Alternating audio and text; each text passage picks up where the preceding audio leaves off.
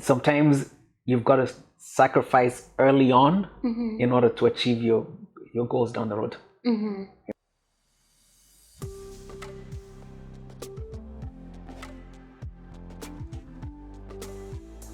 Hi, and welcome to Conversational Lounge with Trudy. Here we aim to mentor, connect, and inspire others through real life stories.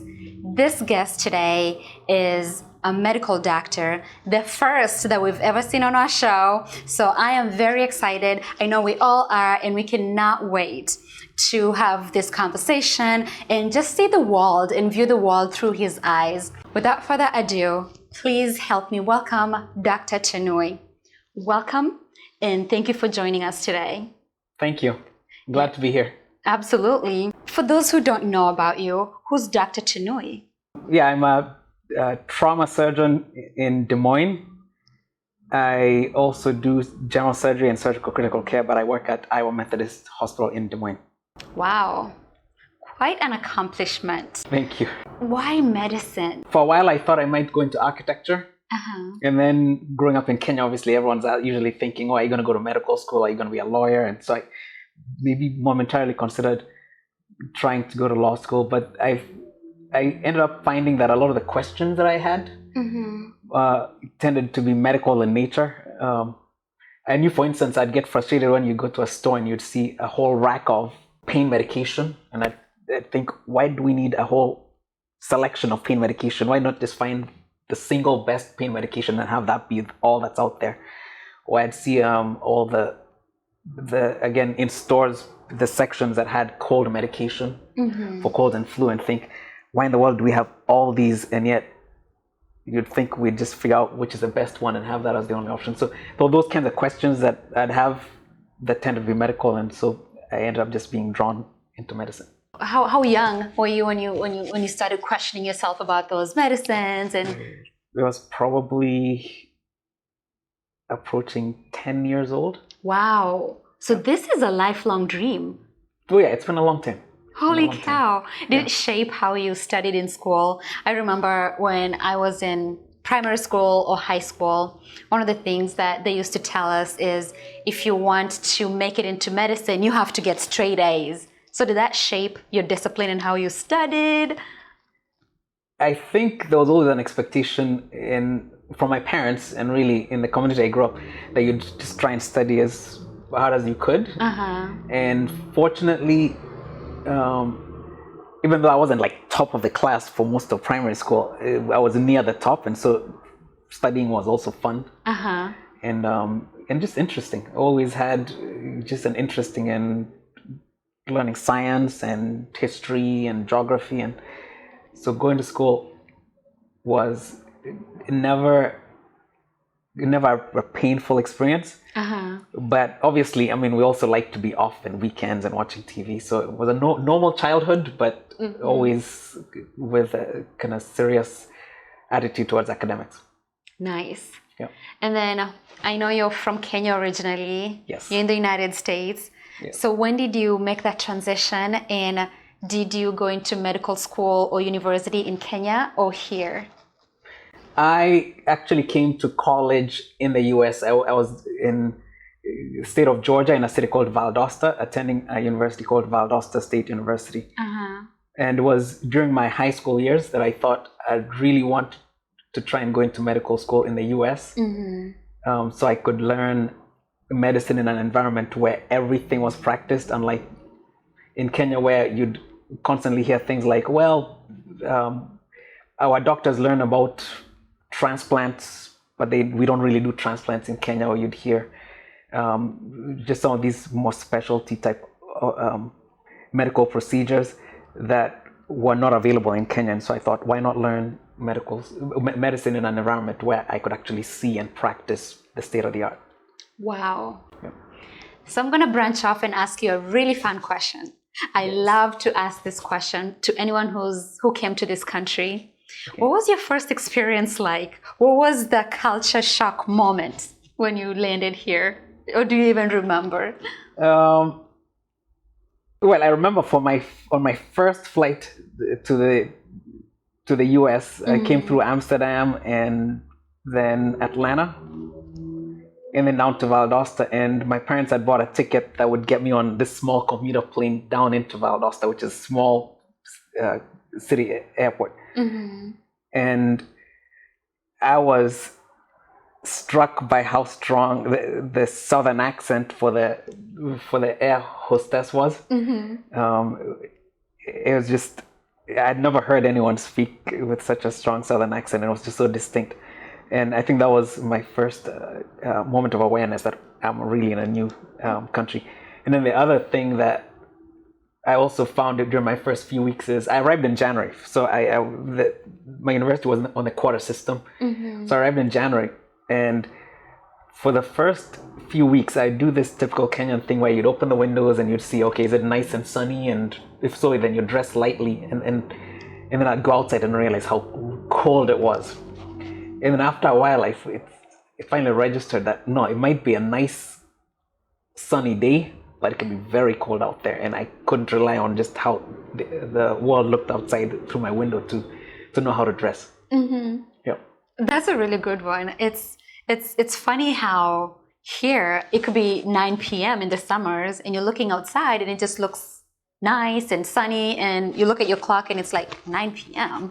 But then the weather too, it's winter, it's all covered in snow, but it looks beautiful. And then you go outside and you're like, whoa, stepping back. Yeah, so those are some of the things I remember from my early weeks here. Yeah. Nice. And then, so how was school life? Because you're the first doctor I've had to ask this question, so bear with me. I will ask a lot of questions. That's fine. That's fine. Yeah, go ahead. I am really interested in the education system, the time commitment. Like, what does it take to go through medical school? All right. In order to qualify to enter medical school in the US, you usually will need to have completed a full year of organic chemistry, a full year of physics, a full year of mathematics, all over calculus. So there are certain prerequisites. And it usually wouldn't matter to the medical school what your ultimate degree is, as long as you satisfy those prerequisites. So in my medical school class, for instance, we had people who had degrees in music, others in political affairs, others that studied business. But as long as going through one's college years, you realized you needed to satisfy the prerequisites to enter medical school. And there were a few non-traditional students who had gone on to different careers and then decided a little later on that they wanted to go into medical school. They still had to enroll in a college and satisfy those prerequisites. And then typically, everyone also needs to sit for the medical college admissions test, the MCAT, and score pretty well in that. And so one thing that you'll find for most pre-medical students, whether it's pre-med biology as their degree or pre-med chemistry or human physiology, is there'll be lots of studying in order to perform well in all these different classes you've got to take. And it can get to be a bit of a lonely experience, because I remember back in college, there'd be the students that were studying computer science that would be getting all these jobs off campus that would pay them well, while for a pre-med biology student, there weren't many jobs that you could look to try and get to make any kind of decent money on campus or off campus. And so it requires some discipline and some patience, kind of delayed gratification. And that's what I'd counsel anyone contemplating a study, a career, both in medicine or really in whether it's law or other careers. Sometimes you've got to sacrifice early on in order to achieve your goals down the road. Patience and sacrifice. Yeah, lots of patience, lots of sacrifice, and lots of hard work. But the journey is also a lot of fun. I mean, being in college, I mean, you make friends, some who will be lifelong friends. There'll be just the recreational activities, the off-campus activities that one could engage in. So college is fun. And I remember my father telling me before I first left Kenya that I didn't need to leave and keep thinking that I've my life is on pause in Kenya. He says it's one journey, that you can enjoy what you do and not without constantly feeling like I've left something on hold. And it's been true, because every stage has had its joys and sacrifices, but it's been fun. Wow, Yeah. I like that. So what kept you going? Kept you motivated, kept you going? Did you get to a point where you feel like, why did I choose this? No, I don't think I ever did, because I also met people at just the right moments along the road to give me the support and to help me. There were some college professors, one in biology and one in chemistry, who early on started to offer me opportunities to try and do some research. Also offered me some guidance in terms of how to maximize my summer breaks in order to get experience that would be helpful in my medical school application. And so without having those people along the way to kind of push me along and to facilitate things, it would be different. Anyone that achieves some significant life goals can usually look back and realize that there are all kinds of people that helped along the way. Powerful. So, with the whole medical journey, how long would you say it takes after you start college until you start your first job? All right, it's usually going to be at least 12 years for the medical specialties that have the shortest residencies, because that would be 4 years of undergraduate education, 4 years of medical school, and then 3 years of residency. The field that I chose was general surgery, and that's a 5-year residency. The longest residency out there is, I believe it's still neurosurgery, which is 7 years. Wow. And so for me, it was 15 years between starting college and actually looking for my first real job after residency. And then I did a 1-year fellowship also. What's a fellowship? So a fellowship is where you pursue further subspecialty training beyond your initial medical specialty. So take an example. If someone wants to be a cardiologist, or if someone wants to be a gastroenterologist, so a specialist in stomach and intestinal disorders, you've got to have completed an internal medicine residency. That's 3 years, and then gone into a fellowship. For me, I did a 5-year general surgery residency, and then my options for subspecialty training beyond that would have included vascular surgery or colorectal surgery. Occasionally people go into plastic surgery. I chose to go into surgical critical care, which is very closely aligned with trauma surgery. Oh my goodness. Okay, so a lot of questions are coming into my head and I'm thinking trauma surgery. So you have to perform real quickly. As the patients are coming in, you're just making decisions on the fly. And is it like the movies that we watch? Is it? There's some similarities, but it's very variable. I mean, there's things that will be kind of slow and steady, that we've kind of routine things. But I'd say the thing that trauma surgery is known for is when there's a trauma activation. Let's say a significantly injured patient is coming into the ER. Usually there'll be some advance notice from the ambulance crew. Sometimes it's a minute or two. Sometimes it's 10 or 20 minutes. Occasionally it might be an incoming transfer patient from a different hospital who you've already spoken to the initial evaluating doctor and received information on, that you then alert your own ER about saying that they're going to be here, I've accepted this patient. And so it's when they wheel in through the doors of the trauma bay, occasionally it can look chaotic, but usually there's a method to the chaos for someone with an experienced eye. So for instance, if someone comes in that's being coded, like chest compressions and all, then usually you can't take too long getting a report on what's happened from the ambulance crew. But other times it could be someone that doesn't look significantly injured, where you do have time to get a 1 or 2 minute report before the team then starts to assess the patient. Wow. Yeah. There's never a dull moment. Or is there? It's varied, because there's occasional overnight calls that I'll take where there's not a single page or incident, and then others where you're up all night. So it's pretty variable. Wow. So now I want to branch off just a little bit, and to those who are watching, maybe they're in school right now. So what's the career path that in your field, maybe, because I know medicine is wide and it's just broad, but what's the unexpected trajectory? I think it depends a lot on the practice setting that someone goes into. So take an example.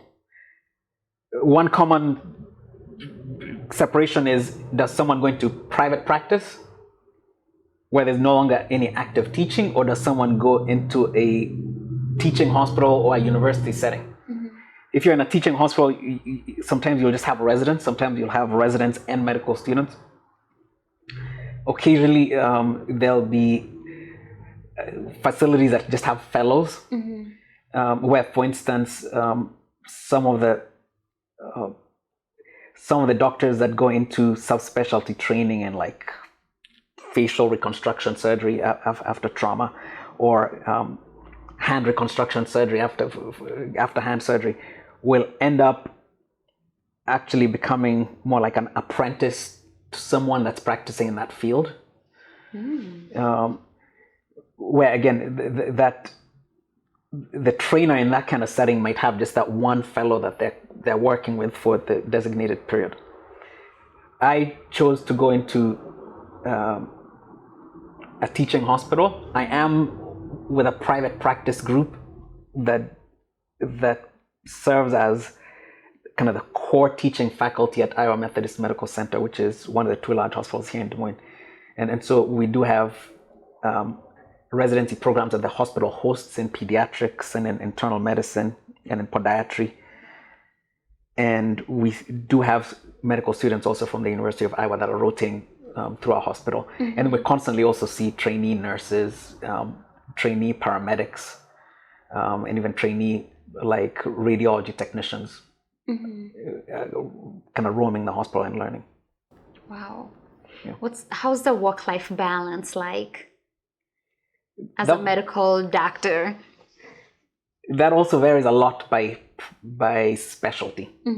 We do have typically more like a shift-like system, where obviously we've got to have someone present in the hospital 24 hours a day, 7 days a week, the whole year. And so there'll be times I'm in the hospital and I know that I'm the primary trauma surgeon on call. But when I leave, unless I'm the backup trauma surgeon that just needs to be within usually about 20-25 minutes from the hospital, unless I'm the backup trauma surgeon, if I'm off the schedule, I can be anywhere I want. I mean, sometimes if there's stretches of days that I'm off the schedule, I'll travel to the East Coast, to the West Coast, or even travel outside of the country. If we've got patients that we did some complicated surgeries on, then sometimes even on our off days we'll go in and see them. And then certainly there's also teaching responsibilities for the medical students that we engage with. There's administrative responsibilities that we've got to do in terms of like quality improvement at the hospital and kind of serving on different committees. Wow. So again, I'm speaking about what I do as a kind of trauma and critical care provider, but there's obviously family practice doctors who will usually be working 7 or 8 or 9 a.m. until 5 or 6 p.m. when they finish up and don't do weekends. And then there's anesthesia doctors that have to be, that might be covering the operating room at the hospital or surgery centers during the daytime hours, but still have some call responsibilities to cover the labor and delivery units and things like that. So it really varies. Very variable depending on specialty. Wow. Yep. So I want to branch back a little bit. Yep. So we've focused so much on the career. I want to take it back to your childhood just a little bit. I know you mentioned how your dad told you that don't take it like your world ended or changed when you came to the U.S. It's still the same life continuing. Tell me something that your dad maybe told you, or a life lesson that you learned from him that you've always kept it close to heart, or just anything that you would just want to say about your parents and your upbringing. It was more just the power of example rather than specific things he would say. He was in management with one of the large tea companies in my hometown. And so we'd see this kind of typical structure of his life where oftentimes they'd be out in the field or at the office at 7 a.m. And then be home at 9 for breakfast, and then go back to the office at 10, and then have a lunch hour break and work through evening. So it was just seeing that structure, realizing this is someone that's got the discipline to kind of be respectful to the job and attend to the job properly. And it was just seeing that, seeing some of the other things he do in time. This was back in Kenya before they banned Harambees, if you recall those are kind of fundraisings. Yep. Where So you'd have they're burned. I had no idea. Well, a time came where people thought Harambees were being abused. Okay. Because there would be the expectation that you'd have your guest of honor show up, and then you'd have the politicians and other prominent people going up to give contributions, and sometimes you'd wonder where's the money for these contributions coming from. And sometimes there'd be the awareness that some of that money was coming from kind of corrupt sources. And so there was, I don't know if it was during President Kibaki's time, or was it during the later years of President Moi that Harambees were banned. Anyways, I remember the early years where just part of the social responsibilities for anyone that had risen to higher levels in management at any company would be to support community activities, because there was a merit to Harambees in terms of communities pulling together to put up schools, putting up church halls, community halls, putting up or establishing water supply projects, or funding women's groups that might want to engage in whether it's some farming activity or some business venture. So there'd be some merit to the activities that Harambees was supporting, but then there was again the flip side, the questions of the source of some of the funds and whether some of the activities are being funded by Harambees should more appropriately be funded by government. But anyway, to see my father, my parents doing what they could to support worthwhile activities in the community, was a powerful example to see and to try and emulate. You mentioned about the trainings. For instance, the teaching faculty at Methodist, it's all volunteer. Oh wow! And then even although there's certainly some value to having residents on your care team, and I do think it kind of overall elevates the care that that the patients get. It certainly slows things down sometimes, where you'll see, for instance, a resident trying to suture a laceration and you realize I could probably have done this in a third of the time. But you realize, and unless you are patient and actually educate them, who's going to be the next person that will care for either me when I'm ill or my family members or my friends? And then even the role I play educating the University of Iowa medical students here in Des Moines, there's a token stipend to help cover some of the time, but it's largely a volunteer activity, and so we do that again because we want to support the mission of medical training and to just support the community.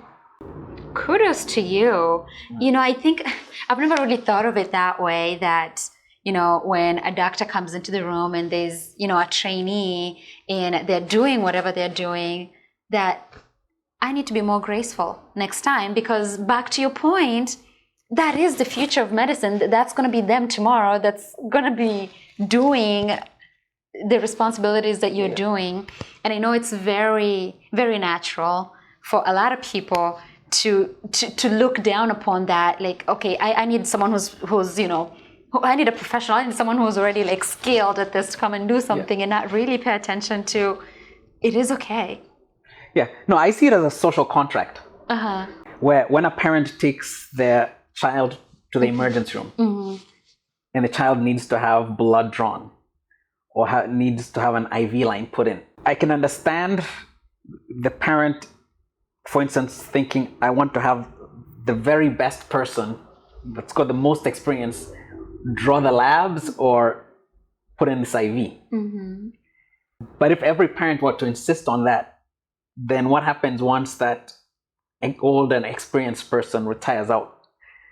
I think there's an expectation, and it's usually done very respectfully, both on the part of the people staffing the ER and the parents that are bringing the child in, that there might be some training that goes on there where maybe it's the junior nurse that's going to attempt to draw the labs the first time, maybe even the second time, but that no one's going to let it go out of hand where this person with limited experience and training is going to be trying a bunch of times to draw the labs. At some point, someone's going to step up and say, okay, maybe let me try, because we've given you at least that one shot or a couple of attempts to draw the blood.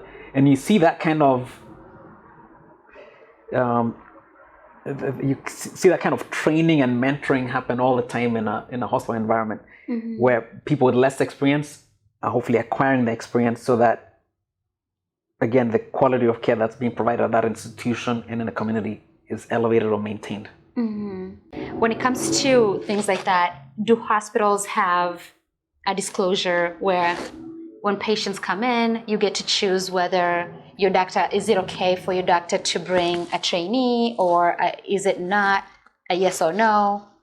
It's just, it's just expected? I think most times there's just going to be the formality or the courtesy of just introducing who's on your team, who's showing up. And sometimes it's implied. If someone comes to a teaching hospital and the doctor in the long coat is followed by the med student in a short white coat. Then, okay, that's good to know. Good to know. or the attending doctor is along with the resident. There's just the expectation that someone realizes that there's trainees and there's not. So for instance, when a resident goes to the ER to assess a patient, usually they're pretty transparent and say that I need to call my attending doctor and review what you've told me, and they will be down to see you. And so it's usually pretty clear that what role the resident is playing and what role the attending physician is playing. And on rare occasions, if a patient expresses a preference to not have a resident on the team, or to not have a trainee nurse involved in their care, the hospital will try and comply with that request. But it can also be very difficult to care for those patients sometimes, because if on the trauma team, we're in the hospital 24/7, but I know that there's going to be other teams where the senior doctor is at their clinic that could be a few miles from the hospital. And if a patient says they don't want a resident involved in their care, then if there's some nurse issue or some urgent issue, who's going to attend to that?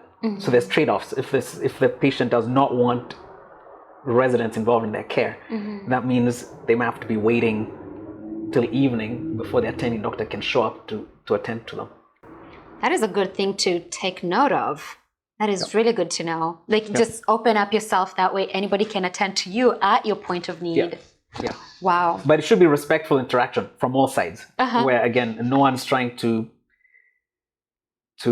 mislead anyone into the credentials and the role that a trainee is playing. And the patient also should hopefully feel comfortable enough to express their questions and concerns to the care providers. So I must put this plug in our community. I mean, maybe here too in America, but I know for a fact, when I grew up, a medical doctor is a position that's very, very, very highly prestigiously viewed, and it's just, if you're a doctor, it's just, he's a doctor. Like, it's a big deal.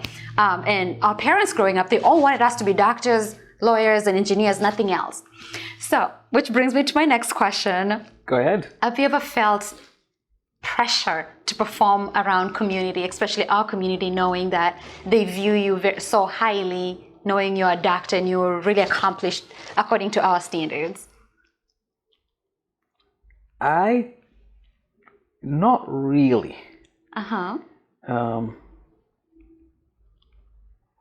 And I think the way I'll explain that is I try and live a pretty low-key life.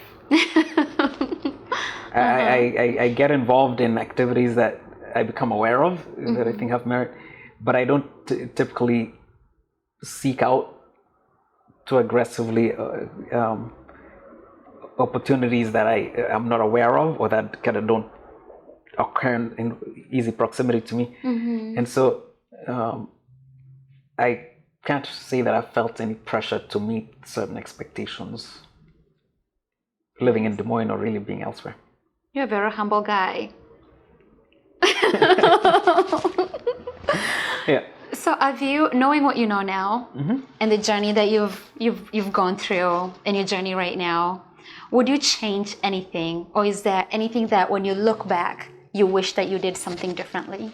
I think I would say, just in terms of the sequencing of things, I've always tried to not get overextended in terms of my time commitments.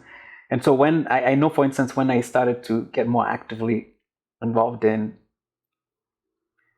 medical student education here in Des Moines for the University of Iowa, as a clerkship director for the surgery clerkship, there's a significant time commitment to that. And I've sometimes toyed around with the idea of trying to engage with kind of Unity Point, which is a health system that I work with, on diversity efforts. Because there's certainly not there's very few black doctors at Methodist. Certainly not very many black doctors in Des Moines, and same with kind of nursing staff and all. And so I've occasionally wondered, might there be diversity initiatives that could be started? And I think the events of the last year or so, kind of with George Floyd and all the demonstrations that occurred, that I think brought to the forefront the fact that we need to just be more proactive in seeking out opportunities to do that. I know at the church that my wife and I attend, there was this diversity awareness kind of course that they had over several weeks that we ended up doing a little bit in person, but a lot of it was also just by a kind of video conference that was partly instigated again by all the events from last summer. And in engaging in that and realizing that there's there's people that are thinking about these issues in the community, people that have tried to do things. If I were to think back in hindsight, should I have been more aggressive in looking for those opportunities? I think so. I've supported them when they've happened, but I just wonder, maybe I should have been more active, and I am planning to be more active with that. Wow, that is powerful. And so if someone's watching right now and they're seriously considering medicine, or this is great information for them, it's the first time they're hearing about it, and they're planning or thinking about switching career paths, or just anyone in general, not even people trying to go into medicine, what kind of advice would you leave the viewers today? Here's what I'll say, and this is just from having worked in a complex healthcare environment. And this also touches on kind of diversity issues, is there are all kinds of roles and occupations and specialties that exist in the healthcare system that people have no clue about. And I think, for instance, of first generation immigrants to the US. They won't know about, for instance, ultrasound technicians who are doing all the scans if someone might have a gallbladder infection, or scans if someone may have cholesterol clogging or partially clogging the vessels in their neck that might put them at risk for strokes. There are people that have the training to do that, and it doesn't require going to medical school. It doesn't necessarily require this advanced college degree and all. There's all kinds of occupations that someone with a foundation in nursing can get into. I see nurses that are working in the operating room all day. I see nurses that work in offices in quality improvement and looking at healthcare outcomes data. I see nurses that work in the emergency rooms, nurses that are out on the floor. There's obviously school nurses that are out there. There's home healthcare nurses. There are all these occupations out there that people are not aware of, that I hope more elementary school and middle school and high school students were aware of. So that even if they feel they don't have the grades to go into medical school, there's just all these occupations that they could get into in the healthcare field if they were to just try and educate themselves more on the opportunities, and be happy with. It's kind of unfortunate that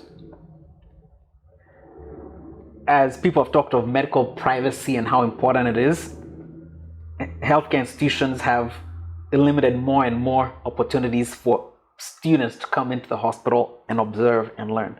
Used to be that, and this was when I was in med school and then in residency, you'd see the doctors come and do weekend rounds in the hospital where their kids kind of are tagging along, and you'd realize, oh yeah, that's Dr. So-and-so's kid that's there. Or you'd hear of the kid of a nurse that's working in one of the wards come in because they're going to be rounding with one of the doctors. And that's the way that they would learn what happens in a hospital and try and figure out what kind of occupations they can do. Those opportunities are much more limited these days. There certainly is ways to do it in terms of shadowing in the hospital, that you would have to, there's official processes where they can ensure you've got your vaccinations and you can get a appropriate badge, so you can, and that you've been informed of kind of healthcare privacy issues and laws, so that you can then behave appropriately in the healthcare environment. I hope people can seek out those opportunities, and then I hope people within the healthcare field can also just try and proactively try and bring the young into the hospital to learn about opportunities. I couldn't agree more. And as a matter of fact, I want to say thank you for being one of those people in the healthcare industry, bringing people in by sharing your story. Back to your point, where you're hoping people can seek out those opportunities and, you know, go through those channels and shadow people and understand what opportunities are available to them. And I think even for those people who don't have that opportunity, now they know about it. And then through your journey, now someone can picture themselves in that shoe. So I really truly appreciate you sparing your time to share this with all our audience. As a parting shot, what would you like to tell the audience or anyone that I did not maybe ask? Okay, I guess here's one more thing I'd like to say, just about kind of the nursing field in general. I've noticed sometimes that there's a perception out there that it's a woman's job, the women go into nursing. And I've seen that sometimes it's not often you'll see a high school male student say that, I'm thinking of going into nursing. Not unless maybe they've got a family member that's in the nursing field. But from having worked in hospitals for probably the last 20 years or so, I've seen more and more men. It's been good to see. And it's been great to have more men present in units, because, and you realize again that the kind of work that the nurses are doing, it's interesting, can be mentally stimulating. Like when a nurse in the ICU is adjusting drips to support someone's blood pressure, or adjusting sedation so your patient that's on a ventilator can be appropriately asleep, so they're not kind of fighting and coughing against the ventilator. There's all these interesting things that, for me, it's a shame if there's male high school students out there that could be great in that role. Perhaps even looking further ahead, if they've done that, if they've gotten into the nursing field, start to explore different things like being nurse anesthetists, or nurse practitioners, where they can prescribe and sometimes be the primary care doctor in some smaller communities. People that go into physician assistant programs. Again, it's along this, what I previously said, that there's just so many occupations within the healthcare field that people just are unaware of. And these days there's limited opportunities to expose people to these fields, and I think people should seek out these opportunities, seek to learn more about the healthcare fields, and people within healthcare again should just more proactively just try and reach out, because the US is facing a nursing shortage. It's for sure going to get worse. There's lots of nurses that are going to be retiring permanently from after the pandemic, and that was a tough time. It's been a tough time. It's been a tough time, and certainly as we're going into the fall, I'm seeing fatigue set in that I hadn't seen at any time before. Yeah. Wow. So that's it. Wow. Thank you so much for joining us today. Welcome. And everyone that's watching at home, I am so sure that you have learned a thing or two that you didn't know before. I know I have. If you know someone who might benefit from this message, don't be afraid to share this with them. And as always, if there's a career that you would like highlighted and we haven't highlighted in any of our videos, get in touch with us and recommend it. Our goal is to create a mentorship network, right? That way, if we can have a doctor come talk to whoever is interested in that field, if we can have an entrepreneur, if we can have just different mirage of fields and opportunities out there, and they're willing to share their stories, or maybe you're in one of those fields that we haven't highlighted yet on our show, please get in touch with us so you can mentor and inspire others. Until next time, thank you so much and have a great day. Thank you.